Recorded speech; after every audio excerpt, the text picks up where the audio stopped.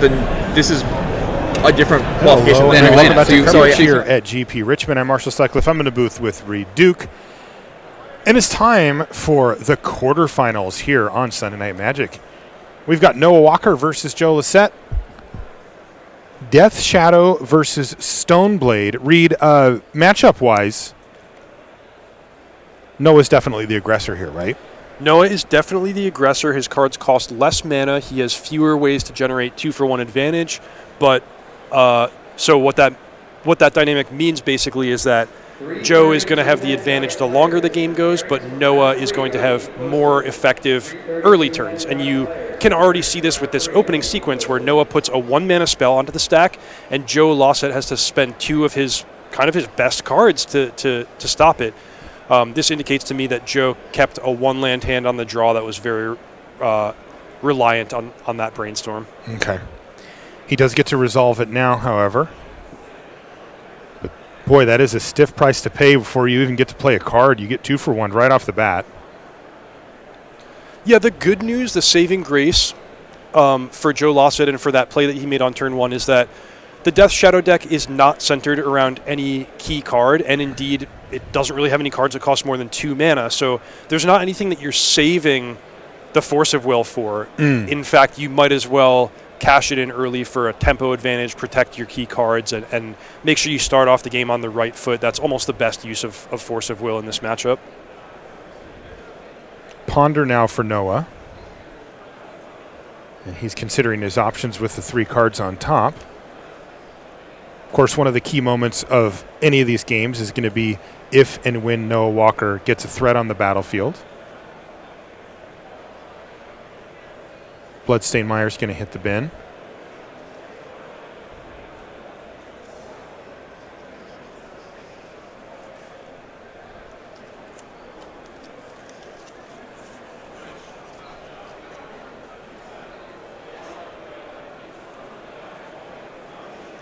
The card to really keep an eye on in this matchup is the namesake of Joe Lissette's deck, Stoneforge Mystic.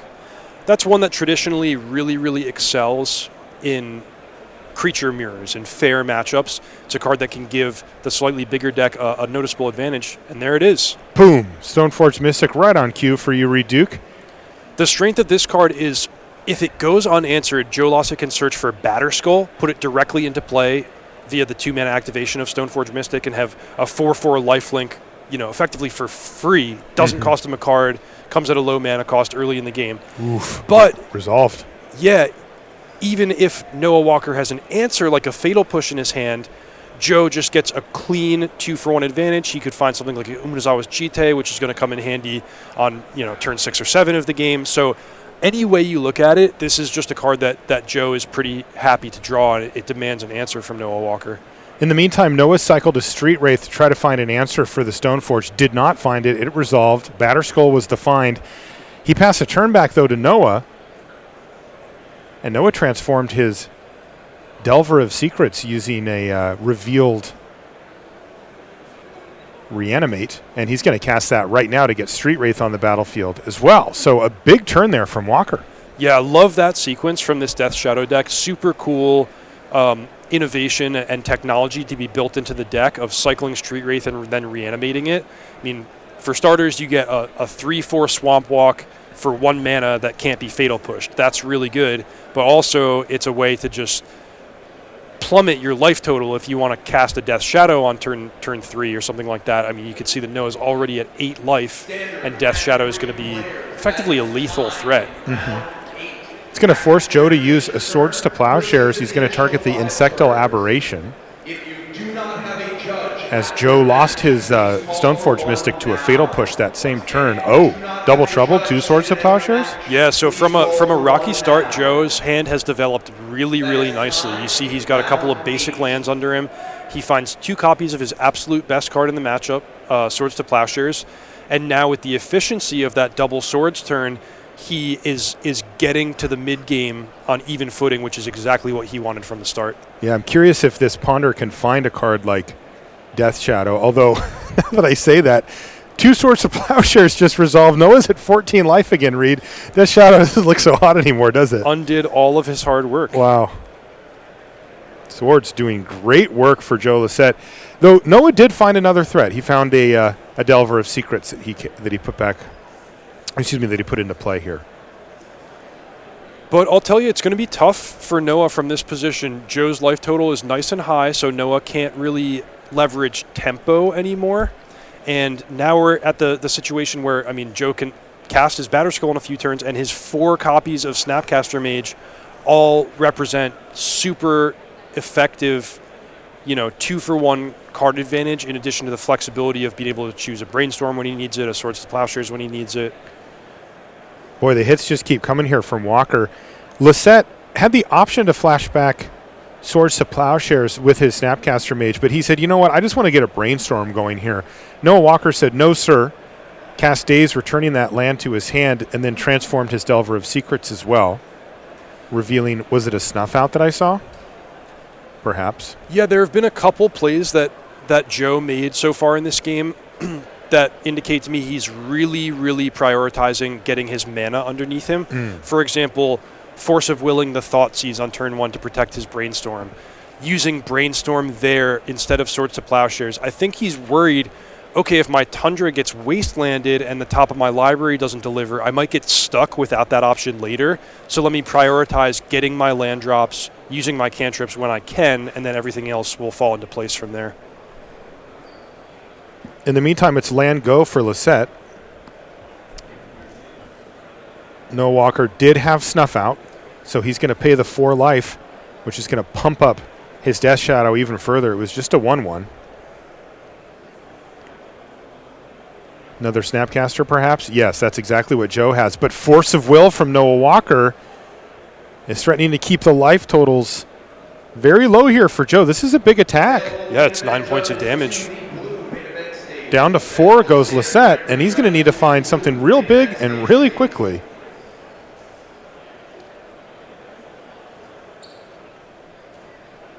No, he doesn't have it. He's going to pack it in, and Noah Walker, wow, with amazing. a relentless assault, picks up game number 1 in short order.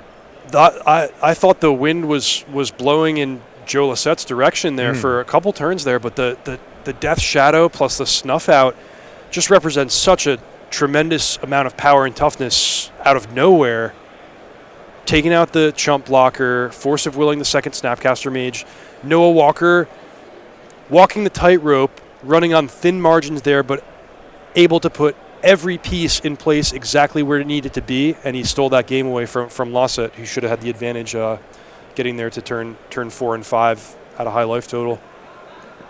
So great job by Noah there. And now we get to transition into sideboarded games. Traditionally speaking, I would assume that Joe Lissette has better sideboard options than Noah. Is that even the case here? I mean, Legacy is kind of weird. Yeah. With Joe's deck being kind of a mid-range, well-balanced deck that has both creatures and planeswalkers and long game potential, there's not anything obvious that Noah can turn to in his sideboard that's going to make a dramatic improvement. He wants to stay balanced. He wants to have his mana denial and a couple well-placed removal spells and keep all his threats in. So he's not going to do any dramatic overhauls. Joe, on the other hand, has a lot of options at his disposal, and I am not 100% sure which ones he's going to turn to. Just going down the line here, Back to Basics is appealing because Noah Walker doesn't have any basic lands. However, it's a little bit off plan if your goal is to devote your resources to surviving the early rush and you feel advantaged in the mid game anyway. You might not want to turn to a sort of clunky 3-mana card like that. Joe can turn to other big stuff like Nahiri the Lithomancer if he wants more late game power, or Supreme Verdict. I would guess that one's coming in for sure, particularly the uncounterable nature of that. Super effective against a Delver or blue-based creature deck.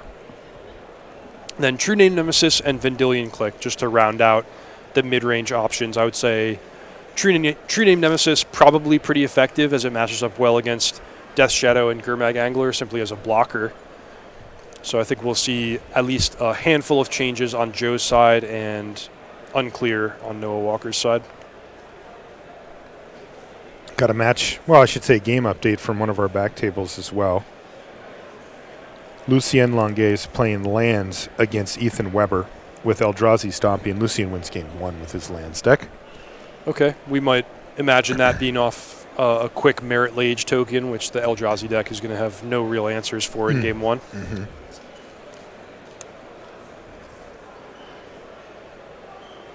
I played against Lucien in this tournament. He impressed me with his play, his knowledge of his deck, and just his general demeanor. He was taking a consistent amount of time on all of his decisions, his mulligan decisions. He wasn't very emotive. I couldn't get a read on him. I think just a player who came, well prepared and played pretty seriously and tightly, and it's paid off in him now being up a game in the quarterfinals.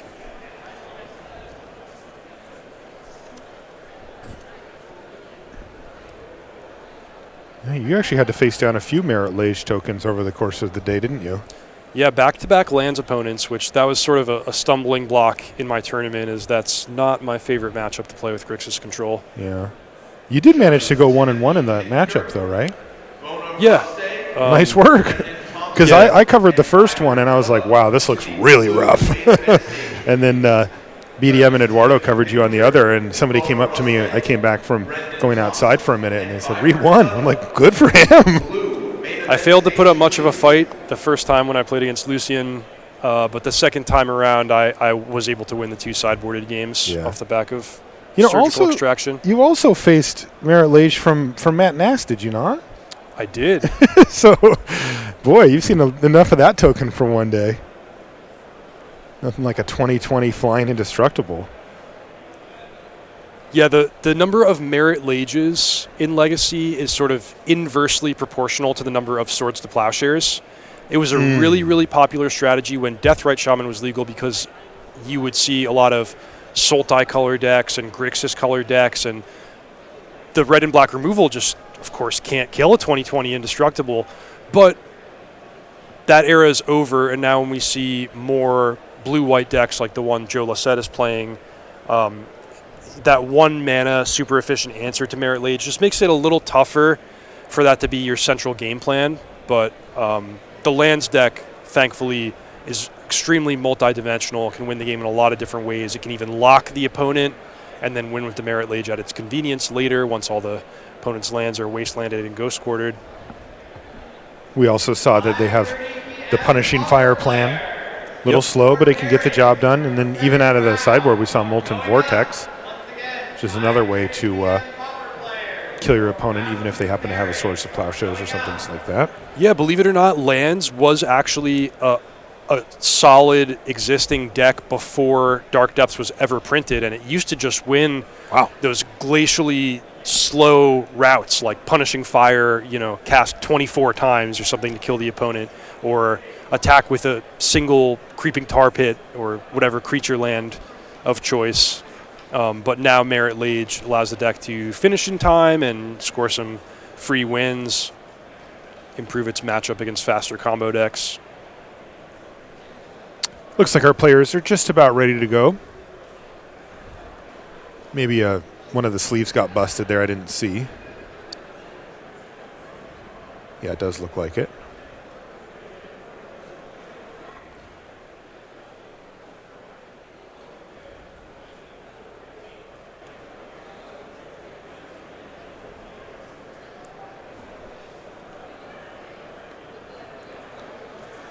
And we'll see if it's going to be Noah Walker.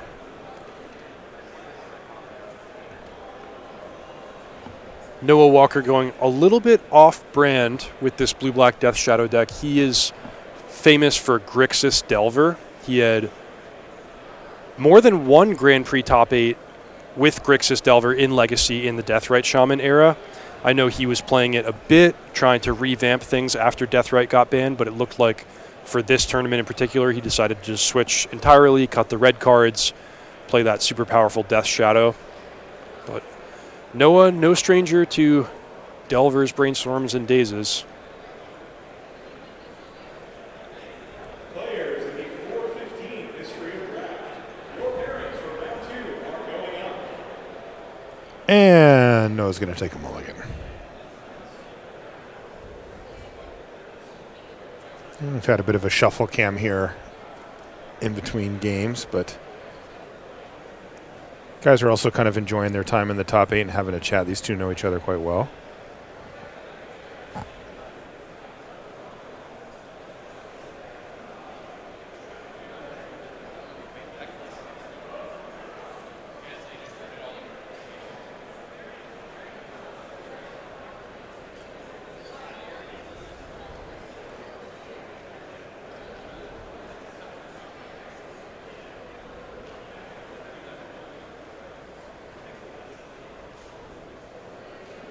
All right, let's see if Noah can keep a 6-card opener here and get underway into our game number 2. How's it look, Noah? Good enough? Good enough, he says. Card goes back on top of the library, and we should see Joe. Sorry, back on the bottom of the library, he decided. Joe kicks things off now with Ponder.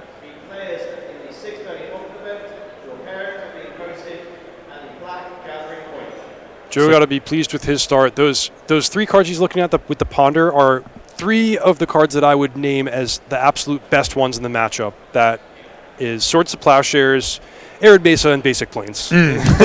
First thing I want to see in my opening hand is lands to cast my spells. Yeah. Second thing is a nice answer to that first Delver of Secrets or Death Shadow, so that doesn't run away with things. From there, you'll figure it out. Yeah, you'll see a lot of cards with the cantrips in these decks, and you can kind of sort it out based on what your opponent's doing.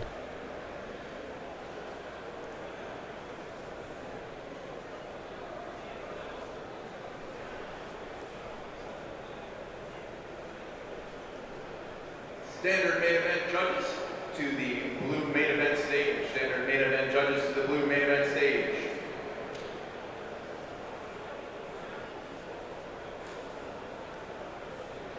And here's the Thoughtseize for Walker. And it looks like it's going to resolve, so let's take a look at what Joe Lissette's working with here. Looks like it's Brainstorm, Stoneforge Mystic, and a pair of Snapcasters with the lands. And one thing to highlight here is that Joe wisely did not draw the Swords to Plowshares, despite that being the card that he was potentially most excited about. He left it on top of his library because he knows it's safer there from a potential Thoughtseize. Yeah, great point, Reed, and shows you the subtlety that you need to be great at Legacy. Joe certainly has it. But Noah Walker still gets to take away Stoneforge Mystic, and that's, of course, part of the key game plan here for Joe Lissette and one of his most powerful cards. It will be missed. Land go now from Joe.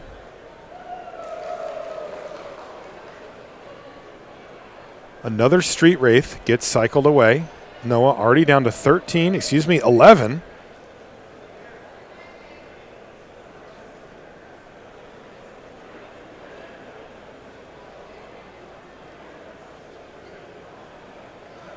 And he's going to have a Delver of Secrets.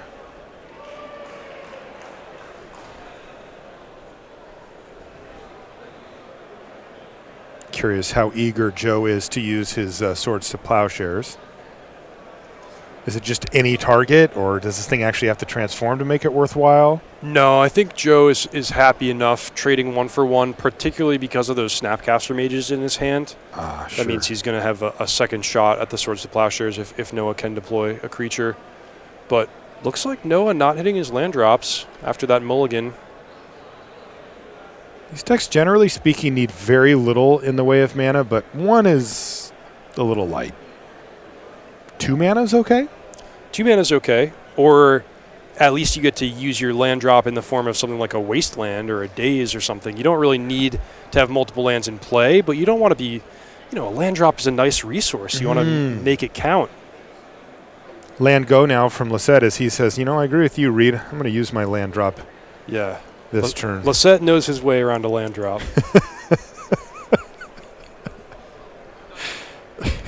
I think he's going to enjoy that. Well.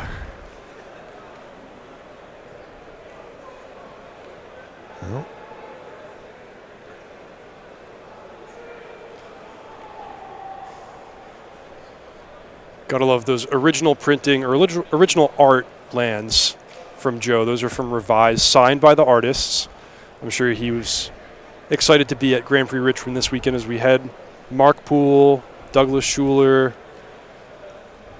Brian Wackwitz, all the big names from the early days of Magic art, all here in attendance. Get your card signed, your legacy staples. You and I were walking around earlier today, and I got kind of distracted by one of their tables going, "Oh, that!" And you told me that happened to you too. I know.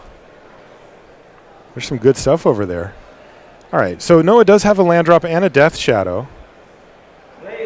And by the way, you cannot tell me that I gotta like those white bordered lands. I like the signature. I like that they're old. He couldn't have gone a year older. Sometimes people tell me that they choose white bordered basics strategically because they're very quick and easy to find when you're fetching your deck. I used to do that when I played with Land Tax, which is a card that lets you search for up to 3 basic lands during your upkeep. But even with something like a fetch land, it's nice. Boom, it stands out. Grab my island.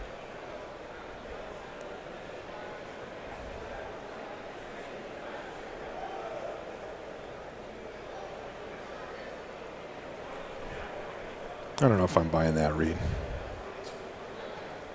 You can just look at the artwork, too. I mean, it says right at the top of the card which one it is if you ever get confused and can't find it. Might as well look sweet. I actually have a hunch that Joe Lissette has a personal connection to these lands, or a nostalgic connection to them. Okay.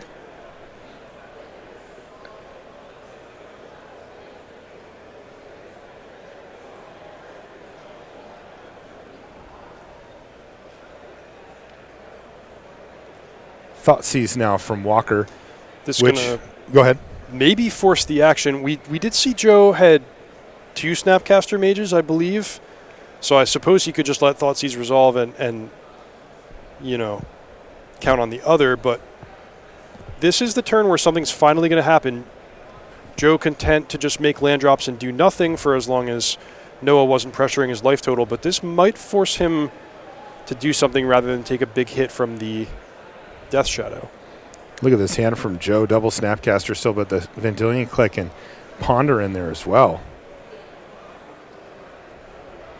And boy, Noah's got to be careful.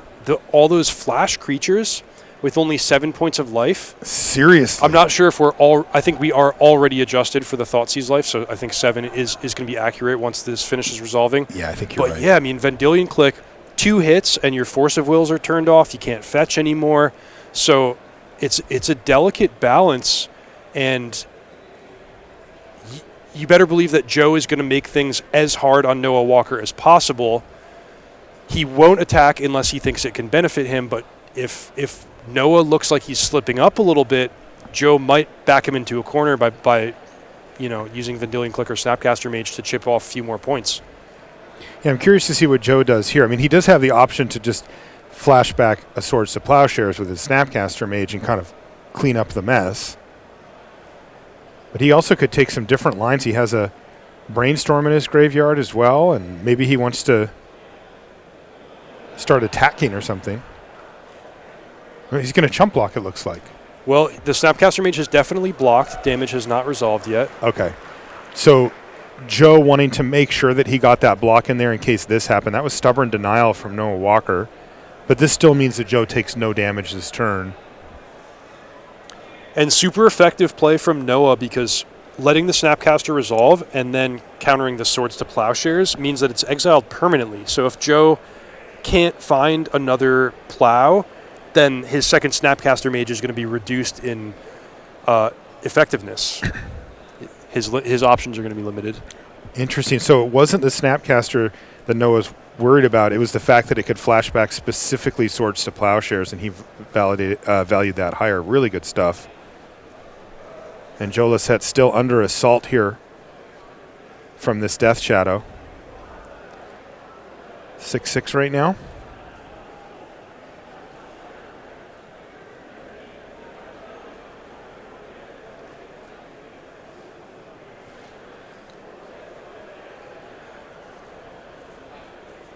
So something to point out, Marshall, we had talked about Noah missing land drops early in the game. We've talked a lot about how Joe wants to get his mana underneath him and get to the mid game, make his land drops. But now we're sort of seeing the other side of that, which is Joe's made some great plays. He's filtered his draws. He resolved the Snapcaster Mage. He also didn't take a mulligan and was on the when Noah did. But now the dust has settled, and the fact that Joe has played 5 lands and Noah has only played 2 means Noah's had a lot more spells to work with. And that's really the driving force behind these Delver decks. They play super efficient spells, often only costing 1 mana, and they generate virtual card advantage by the fact that they don't have to put a lot of lands into play. They can use their Brainstorms and Ponders to shuffle away the extras. Snapcaster Mage now from Joe. Flashes back Ponder. Is he just digging for another Swords to Plowshares? That would be the best thing he could find. I'm sure there are other things he would settle for. Pretty much any action. A Stoneforge Mystic could make some interesting things happen. A Jace the Mind Sculptor could bounce the Death Shadow and manage it that way. He's got Supreme Verdict that he could have brought in off his sideboard. Ooh, here's Street Wraith. Down to 5 for Walker.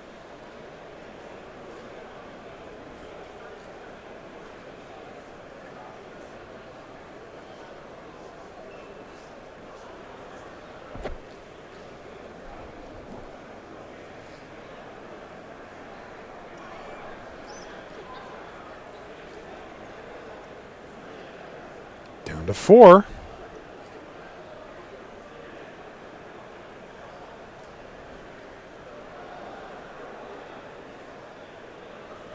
Uh-oh, if this is a 3-mana spell, there are some good ones to choose from. Liliana the Last That's a Hope. nice one. That'll get the Snapcaster Mage right out of the way. For free, and put a Planeswalker onto the battlefield that Joe is going to have a very specific answer for. That is the big card that comes in off of Noah Walker's sideboard in a slow matchup like this. It's a hard-to-deal-with threat, generates value. You'd be surprised at how many of Joe's utility creatures happen to have 1 toughness. Liliana the Last Hope, just surprisingly major player in Legacy.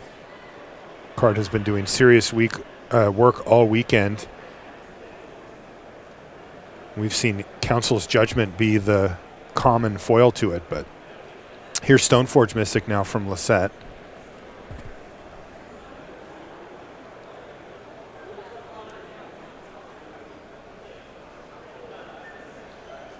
So Batterskull, but he still has to block here. If Joe is forced to chump block the Death Shadow and can't make any other plays this turn, I think he's in big trouble. But if he can answer the Death Shadow in a different way and untap with the Stoneforge Mystic, keep in mind it does survive Liliana's +1 activation, then Batterskull could get him back into this game. It's a big, resilient threat, stabilizes his life total, pressures the Liliana.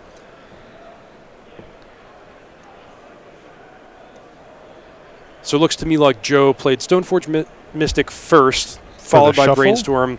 Maybe because he wanted the shuffle, I sort of lost track of if he was managing the top of his library, to be honest with you. But another thing that he can do is he can search for the Batterskull and then Brainstorm it back, shuffle it away with a fetch land, and that's a play that he might very likely make if he is planning on chump blocking with the Stoneforge Mystic. He does have enough mana to hardcast Batterskull, but boy, that puts him in an awkward lock where he has to chump block. And this Liliana is starting to apply kind of passive pressure as well, ticking upwards towards a potential ultimate. Andrew Cuneo up a game over Alexander Chen on our back table. On our back table, and Lucien Longuet now tied up with Ethan Weber at 1 apiece. This is a potentially lethal spell on the stack here. On the board, Joe does need to block the 9/9 Death Shadow or he's done. So Diabolic Edict threatening Lisette's tournament. He's thinking. Got to figure he has something. I think he has a Flusterstorm, which is not going to be good enough against the 2 untapped mana. Yeah, that's going to do it. Noah Walker dispatches of Joe Lisette, even shows him to daze at the end there. And that's going to do it for our quarterfinal here on our live table. Noah Walker, 2-0, and he's going to be into the semis. Noah is going to play the winner, by the way, of the match that I gave you a couple of updates on, the Lucien Longuet versus Ethan Weber match. That's the Lands versus Eldrazi Stompy. So Noah will be facing the winner of that one. They're tied at a game apiece over there. I'm sure Noah would rather play against the Eldrazi deck. That's a matchup where the actual card Death Shadow is just going to shine so brightly, being bigger than all the ground creatures of the Eldrazi deck, and really just creating a brick wall that they're going to have a tough time fighting through. A little bit of decompression from these two, but the truth is that the tone of their conversation has been the same from before the game started all the way through the game over. These guys are so comfortable with each other and comfortable with the format. You can tell they're just talking shop. Yeah, that's what it looks like to me.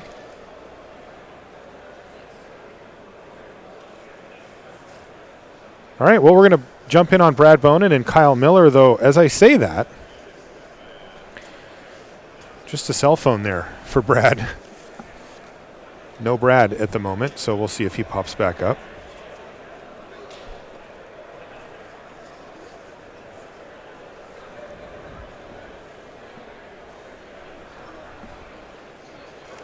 Well, looks like we have some results here. Oh, looks like it.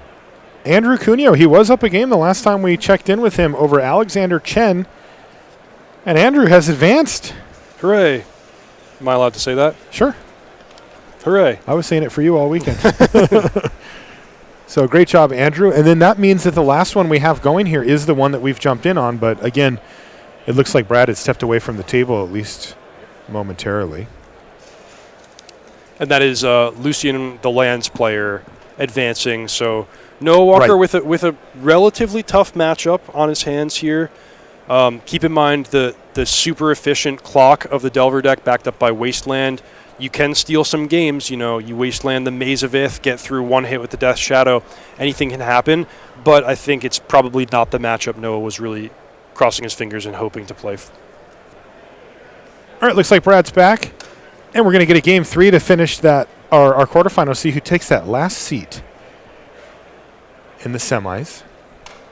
Of course, significant pay jumps and also pro point jumps for the professional players out here. So we talked about this being a really close matchup. Marshall, I played it 4 times over the course of the weekend and had to fight hard for every single win that I got, and I didn't always get them. But I would say the relative advantage is probably to Miracles in the first game, where those permanent-based card advantage cards like Counterbalance and Jace the Mind Sculptor and Back to Basics, they're just really hard to answer for Grixis control. But after the Red Elemental Blast coming off the sideboard, I think the relative advantage is for Grixis. So a matchup that may have began 50-50 is a little bit better than that for Kyle Miller in this third game. At least that's my take on the situation. Okay. Brainstorm now for Miller. If you hadn't had enough of those white-bordered islands, Marshall, I think it's even the same picture. It is. It's my favorite picture for Yeah. Island, so I got that going for me.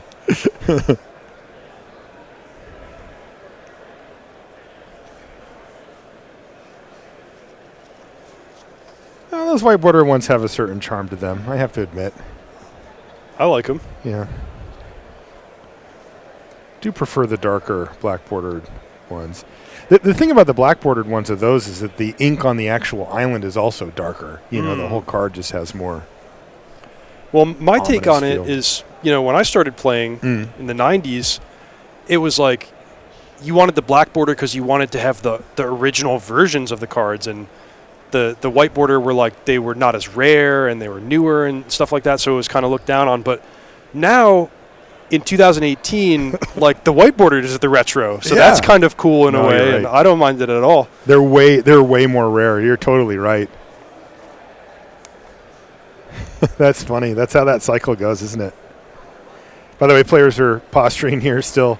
Brainstorm, preordains being resolved. No real action yet. Although here's a first strike. Thoughtseize from Kyle. Brad has a full grip of 7 cards. He may just say, sure, take a look at them. What's the worst you could do? Yeah, that's what he's going to do.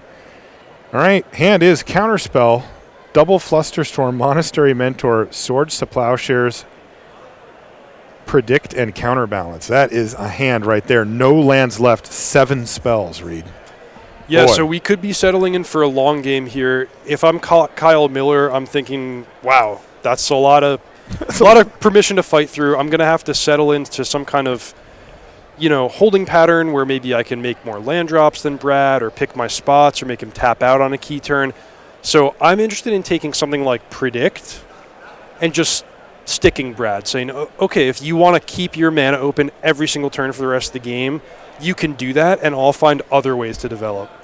But I don't think taking like a Counterspell or one of the Flusterstorms is going to be that effective unless he has some kind of specific plan in mind, like I'm going to play Jace, which can't be hit by a Flusterstorm. So it does depend on the context of Kyle Miller's hand and, more importantly, the plan that he wants to construct for the rest of the game.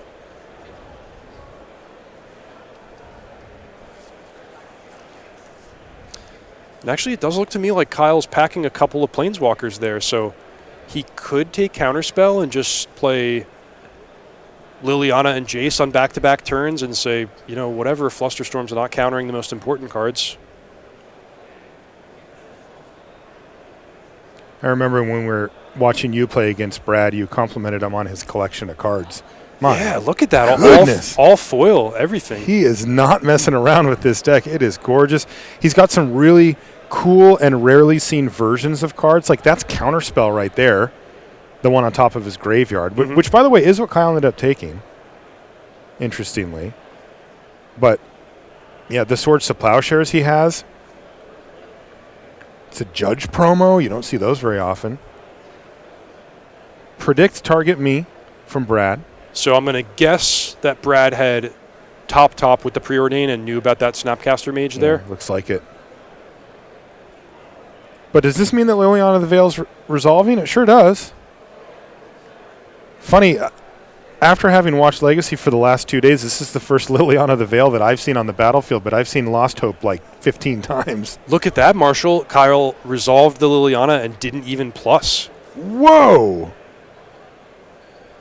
Left her on 3. And here he must really love his hand here, huh? This is pretty interesting. We're going to see Monastery Mentor and make a token from Brad. But it's not going to work out well for him unless he finds Force of Will, because Kyle Miller can play Jace, bounce the token, Edict the Monastery Mentor, and then it's going to be 2 Planeswalkers against nothing.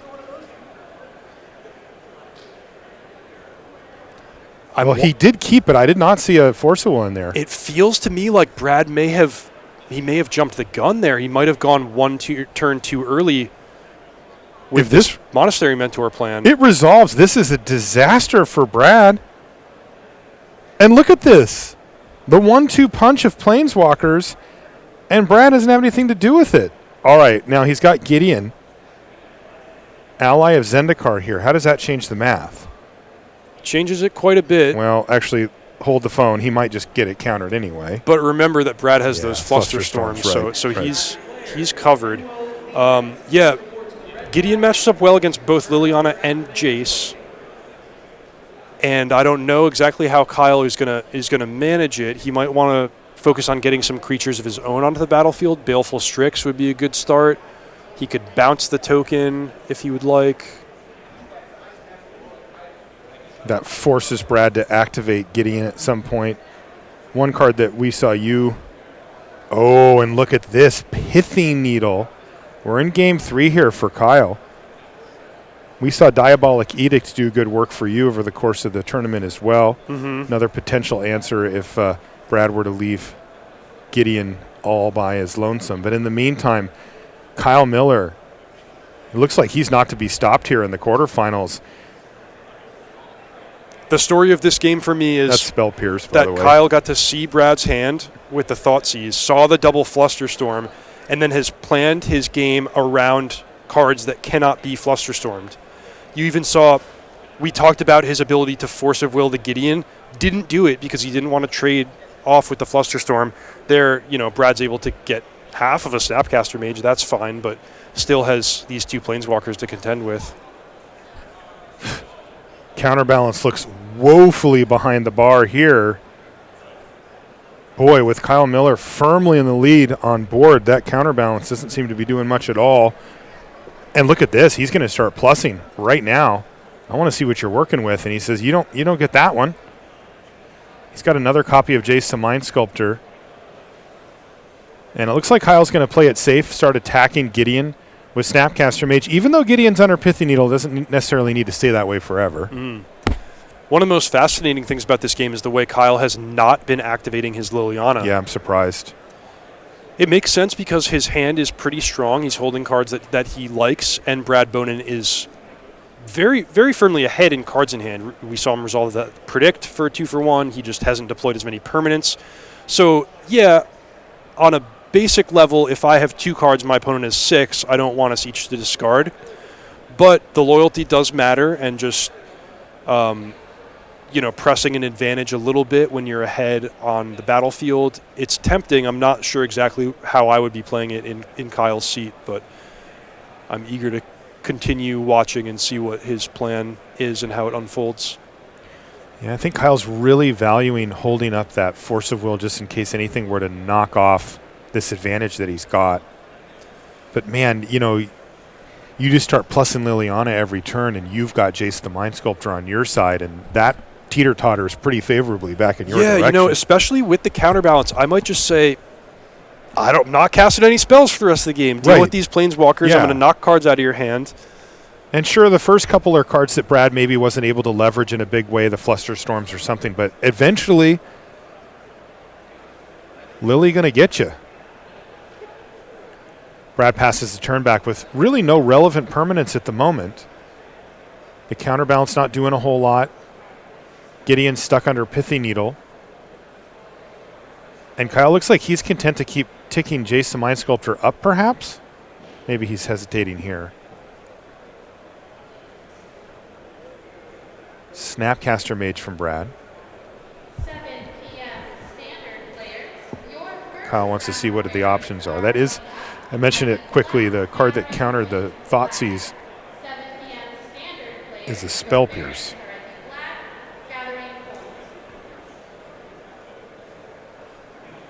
So what are we looking So at? he does still have 2 Fluster Storms available? Is that what we believe? Mm-hmm. Okay. Good eye there. I had missed that.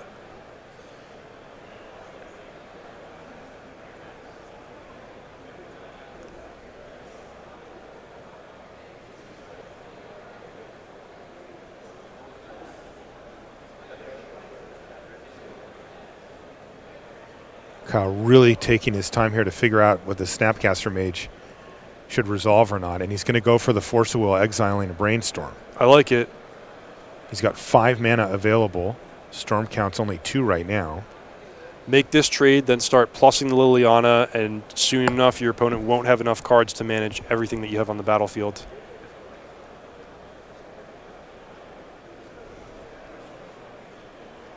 Brainstorm also not doing much against an active counterbalance. And this was in response to Jace. It did work, though. Snapcaster Mage got countered, and Jace's ability resolved.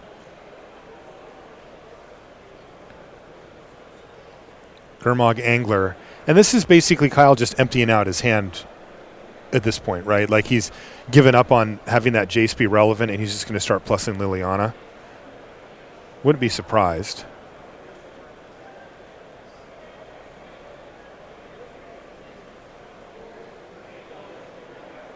He's going to finish off Gideon. Again, just playing it extra safe. Well, no, I was wrong. He's going to pass the turn back, Reed. Yeah, I want to see him start plussing the Liliana because the loyalty is really valuable. I know you want to hang on to the Jace in your hand as a backup, but once your hand's empty, you get to work on the opponent on all the future turns. And you know, so at a certain point, you just got to rip the Band-Aid off, get rid of your last card, and then Liliana goes haywire. In the meantime, Brad Bonin is going to try to use this extra time that he's gotten. And we see Monastery Mentor, Snapcaster Mage, flashing back Ponder, creating a monk. Yowza. And Brad is right back in this game. He really is. Particularly because of the counterbalance, which if things line up for him, if he's able to navigate carefully enough, he can stop Kyle Miller from casting more spells. And if he's just able to manage the permanents on the battlefield, that means he can win in the long run. Again, not having a lot of loyalty on Liliana could come back to bite Kyle here as well, as he would normally have access to lines like we saw him take earlier where you bounce a creature and then minus Liliana. Sure, or imagine Brad had fewer cards in hand. You could bounce the Monastery Mentor and knock it out of the hand with the Liliana. The game would be very different, I think, if the Liliana had been being plus. Granted, let's not forget Kyle kept some really good cards in his hand that he's put to good use already, so we can't just recreate the exact same game state with Liliana on 3 counters because Kyle would have had to make some sacrifices. That's right. Yeah, that Force of Will notably was one that he was able to keep because he was not plussing Liliana. Oh boy. True Name Nemesis. Is this out of the sideboard for Kyle? Or does he main deck this card? Looks like it is one of in the sideboard. Okay. Cool.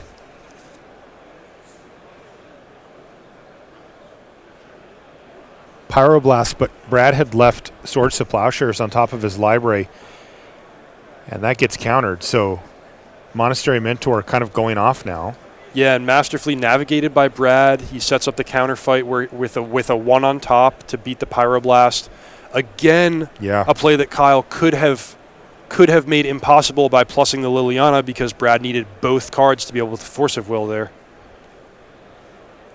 Well, Kyle is still clinging to that copy of Jace the Mind Sculptor in his hand.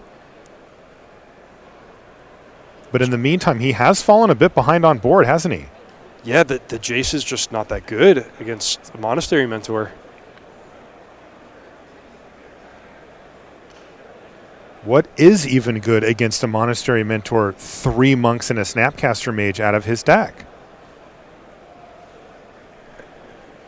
Depends if he brought in his Toxic Deluge. Okay. Yeah, that does seem good. I mean, maybe it just starts with a Lightning Bolt on the Mentor or a Kolaghan's Command, something like that. Man, Kyle kind of spun the wheel here. He decided to cast Baleful Strix to see if he could hit a land, which he did. That'll allow him to cast his other copy of Jace. Okay, so he can go use Jace to bounce Mentor, and then plus Liliana. He'll wind up losing his Jace probably if he makes that play. What did you catch? What card was revealed to counterbalance? It was Swords to Plowshares. Okay. Was it another Swords to Plowshares, or though I know the previous turn was Swords to Plowshares. It got cast on Kerbegging. Brainstorm then. Okay, so a different one, but that's one that's going to continue generating more monk tokens. So I think Kyle might just have to make that play of getting rid of the Monastery Mentor.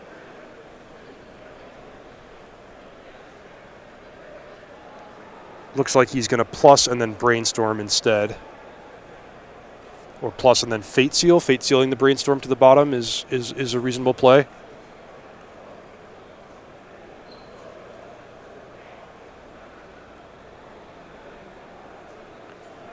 But on this really tenuous board state, he really needs Brad Bonin to not have a good draw. Oh.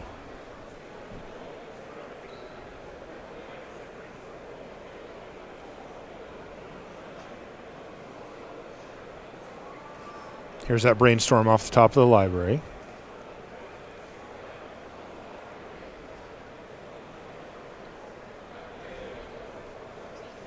Yeah. Brad wins. He's going to play Jace, and the combination of Jace fueling Monastery Mentor is going to be too much. That is insane. Brad Bonin defeats Jace, Liliana, and Kyle Miller and advances to the semifinals there with miracles. Oh, boy. So I just noticed, looking at our bracket here, Reed, that both of our Miracles players have advanced. They are going to be playing each other. So that's Brad Bonin and Andrew Cuneo. And that's our Buckle off in round. for that so one. you want to go see a movie or something? We'll be back in 3 hours. I was going to say, man, an untimed, Miracles mirror. We could probably go watch a couple of movies. On the other side, it's going to be Noah Walker and and Lucien Lange, with lands for Lucien, and on the other side, Noah Walker's on Death Shadow. Welcome back to the booth. Marshall Cyclic with 3 Duke. Thanks so much for coming along with us for Sunday Night Magic here from Richmond. That was fun. That matchup got pretty complex down the stretch, and Planeswalker activations, when to do them, when to not, when to hold back, when to say, okay, now's the time I'm going to start going on this game plan. Very tricky business in every format, and Legacy's no exception to that. Again, we're going to take a short commercial break. When we come back, we're going to have BDM and Eduardo in here, though, and it's either going to be Brad and Andrew playing a Miracles Mirror, or we're going to see Noah versus Lucien Lands versus Death Shadow. So one of those is going to come up in the semifinals right after these messages.